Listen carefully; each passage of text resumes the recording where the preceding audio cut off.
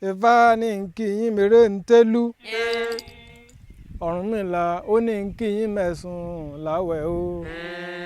A close examination of the themes of IFA divination poems reveals that they represent the traditional Yoruba worldview. The IFA literary corpus is the storehouse of Yoruba culture, inside which the Yoruba comprehension of their own historical experiences and an understanding of their environment can always be found. Even today, IFA is recognized by the Yoruba as the repository of Yoruba traditional body of knowledge, embracing history, philosophy, medicine, and folklore.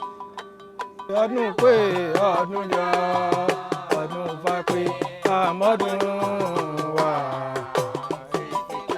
Ọgbàjé mo lọ́dún pé ọdún pé o ọdún yọ àmọ́dún wà èsì pé. The IFA literary corpus demands always an oral performance because the client must be physically present before the priest who has to chant the poems from the relevant Odu very clearly to the hearing of the client and that of any other persons.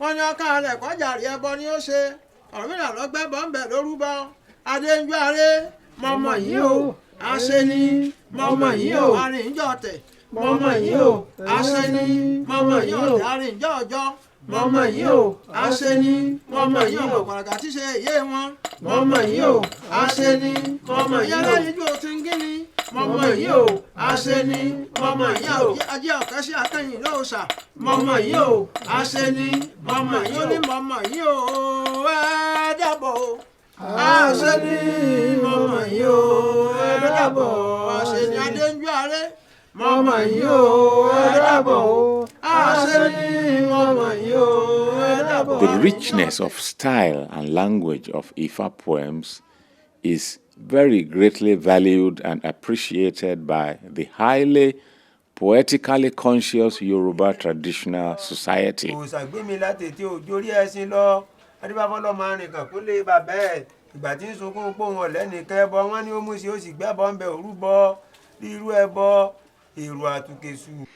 The ordinary Yoruba patronizes the IFA priests not only because of their belief in the predictions and pronouncements of IFA, but also because of the aesthetic enjoyment which they derive from listening to the chanting of a form of poetry which is exceedingly rich in style and language. Ó ní òkèrè bẹ́ẹ̀ ní ìjẹ́wọ́ òkèrèkèrè ní ìjẹ́wọ́ àìgùnlà ìdàgbà àti kékeré òun ẹ̀yẹ̀wò pẹ̀lú bàbá Ọ̀rúnmìlà ń jọ àjogún bí ọba wò lójú oorun. Ìgbẹ́jọ́ bí ọ̀nà ò ṣeun ìjọ bí ọ̀nà ò ṣeyẹn ìjọ bí ọ̀nà bá kí ni ṣe bá ajẹ́ni ni ṣe bá ajẹ́ni ni o. Ìjọ bí ọ̀nà bá kí ni ṣe bá ajẹ́ni ni o. Ìjọ bí ọ̀nà bá kí ni ṣe bá ajẹ́ni ni. Ọ̀rúnmìlà dá ikú lóhùn náà. Ó ní ìjọ bí ọ̀nà ṣe ń wo ìjọ bí ọ̀nà ṣe ní ikú bò bí ìjọ bí ọ̀nà bí ọ̀dà lóhùn ikú máa lọ. Ikú máa lọ o bó kíjọ bí ọ̀nà bí ọ̀bá dà ọ́ lóhùn ikú máa lọ o bó kíjọ bí ọ̀nà bí ọ̀bá dà ọ́ lóhùn ikú máa lọ.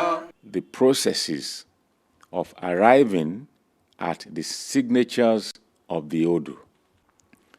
When the 16 sacred palm knots are used, the priest puts the 16 knots in his left palm and tries to scoop them out at once with his right palm.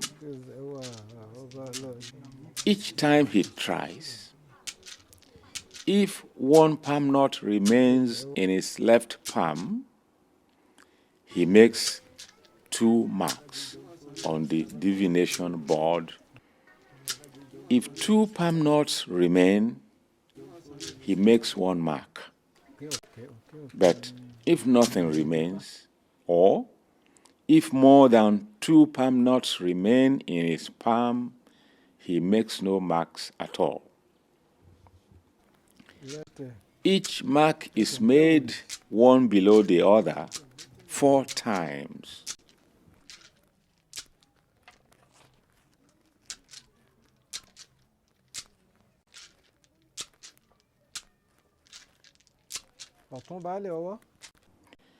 When 4 marks or pair of marks have been made, the pattern thus formed is the signature of a particular Odu.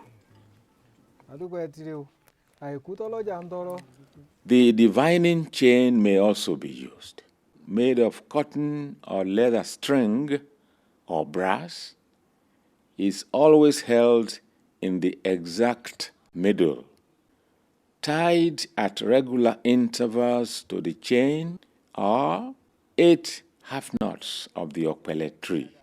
So, 4 half knots are tied to each arm of the chain. Each of the okpele half knots tied to the string has a concave and a convex surface.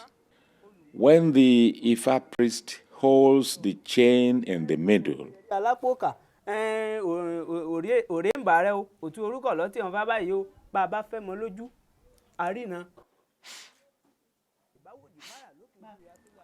and throws it forward,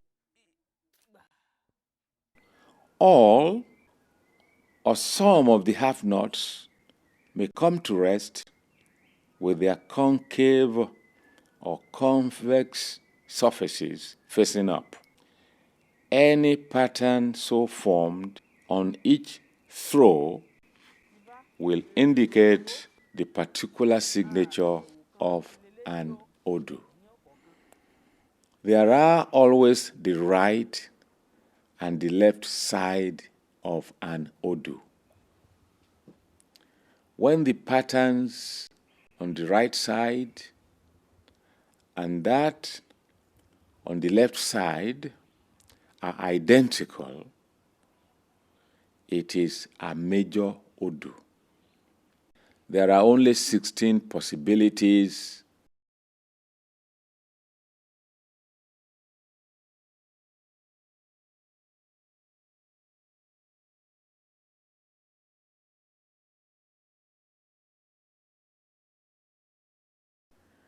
giving us the 16 principal Odu. However, whenever the pattern on the right hand is different from that on the left, it is a combination of 2 principal Odu, and it is therefore a minor Odu or Amulu Odu.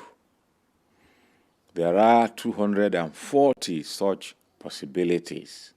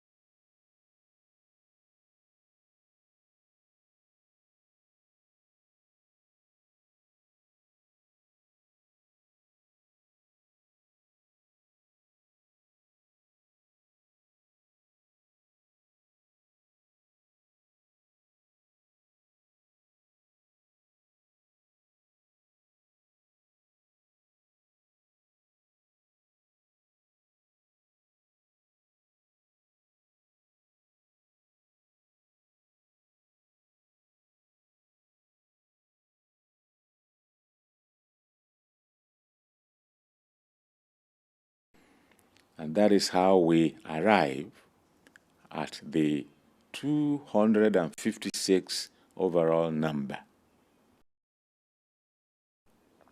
We can have the Odu Ogbe on the right and Odu Oleku on the left, giving us the minor Odu Ogbeyeku.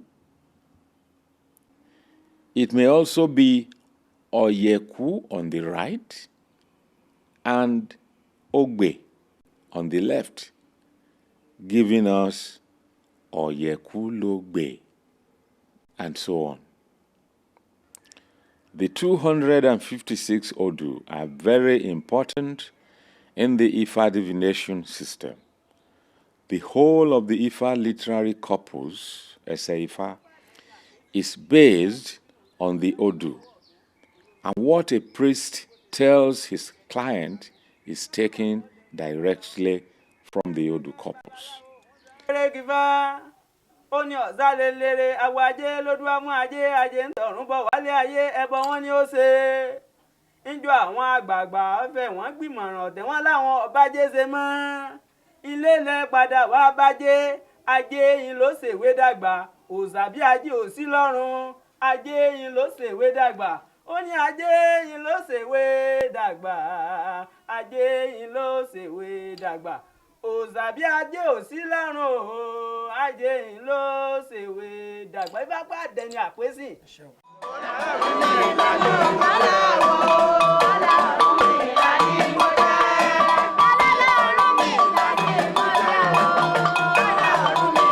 The IFA literary corpus also provides materials for the chants and songs used at the weekly, annual, or special ceremonies.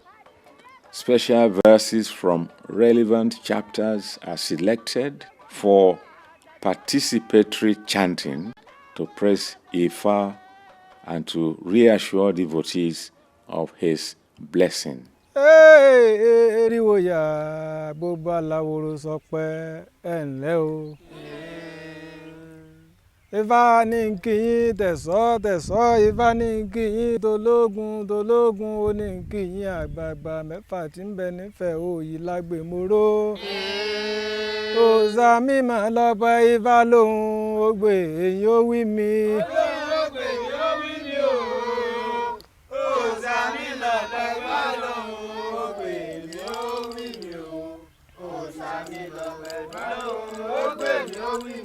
Ọdún ní ni wọ́n pèsè orí ẹ̀mí wọn àpàjùbẹ̀ pàwọ́dù ọdún mẹ́ta òní láàrúkọ dédì ìrókò agúnregejége.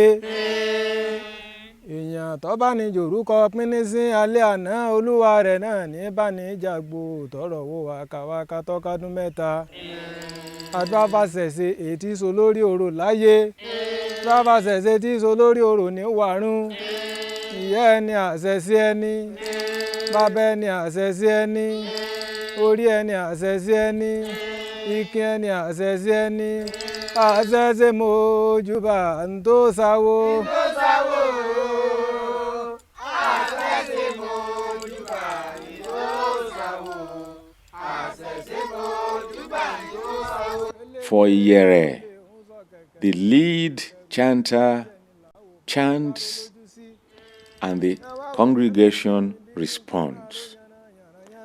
The response may be to answer a call to service or to support an assertion of Ifa's qualities. In the Iyere form, the congregation supports the assertion made in every line of the poem being chanted or confirms its correctness by saying "Hi," so it is, or yes.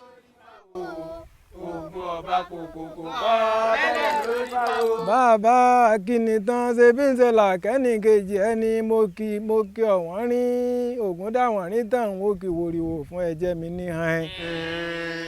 wọ́n ní ẹni ní iní wẹ̀rí olùtòtò ńbala iní wẹ̀dí àgbà agẹmọ ògùn ní wẹ̀rí ọlọ́jà mẹ́rìndínlógún lórópo adébámúwòrì níjọ́ tí ń lọ rè wẹ̀rí òfin nínú ajere dẹ ta lọ wẹ̀rí òfin tó fi lájé ìwòrìwò fún lọ wẹ̀rí òfin nínú ajere dẹ ta lọ wẹ̀rí òfin tó fi láya ìwòrìwò fún lọ wẹ̀rí òfin nínú ajere dẹ ta lọ wẹ̀rí òfin tó fi níre gbogbo ìwòrì lọ wẹ̀rí òfin nínú ajere dẹ ìwòrìwò mú wá wẹ̀rí ìmímí. wẹ̀rí ìmímí o ìwòrìwò mú wá wẹ̀rí ìmímí o ìwòrìwò mú wá wẹ̀rí ìmímí. Solóní mòró wẹ̀rí mi fún mi o àwẹ̀dẹ̀wẹ̀ mọ́ ìwòrìwò fún wẹ̀rí mi fún mi o àwẹ̀dẹ̀wẹ̀ mọ́ solóní mòró wẹ̀rí mi fún mi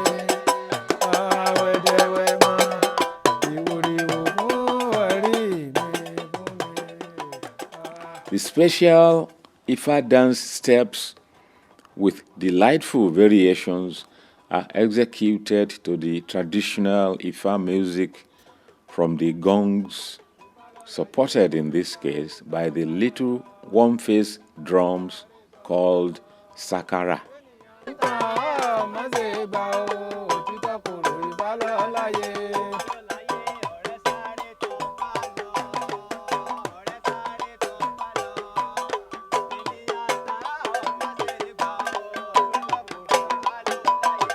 The songs in the special Ifa tunes and melodies treat various subjects in praise of Ifa, gratitude for blessings, demand for favors, the joy of being a devotee, and assurance of continuity.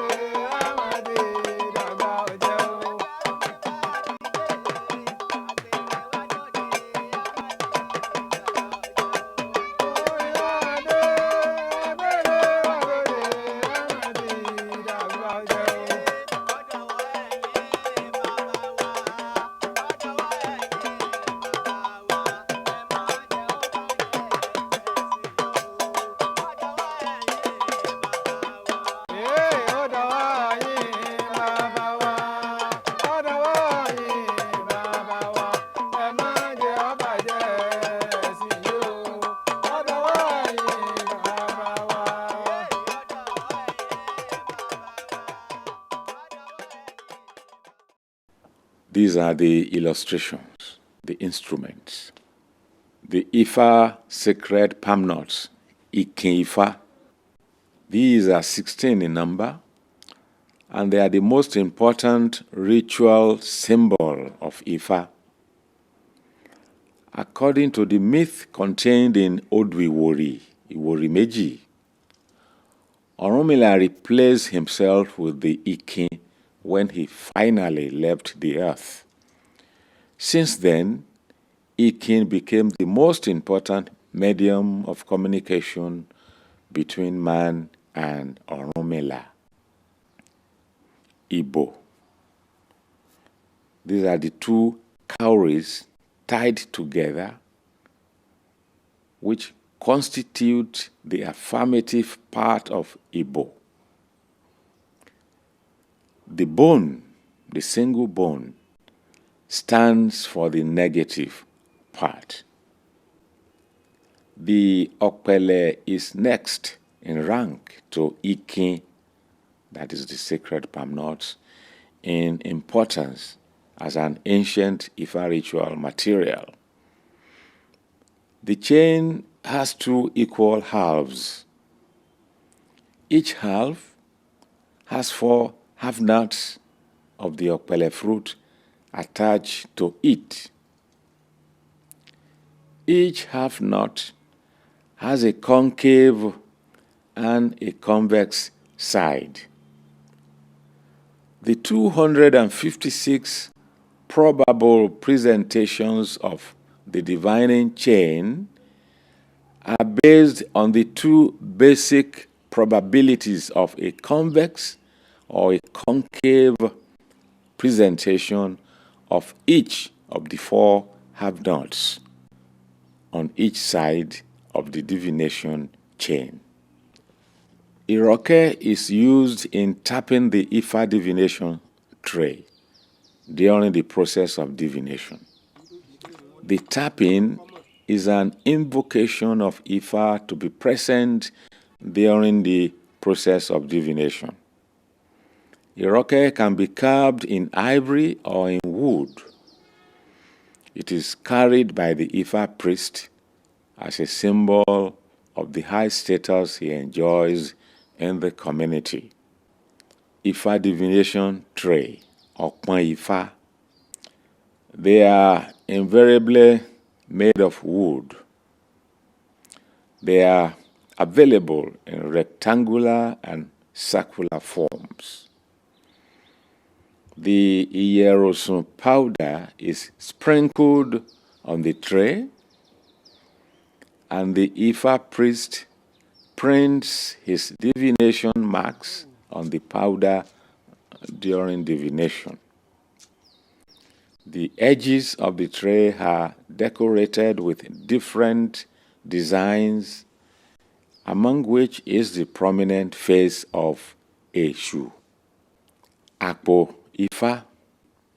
This is the beaded bag of Ifa, which is carried by the Ifa priest as part of his outfit. Osun.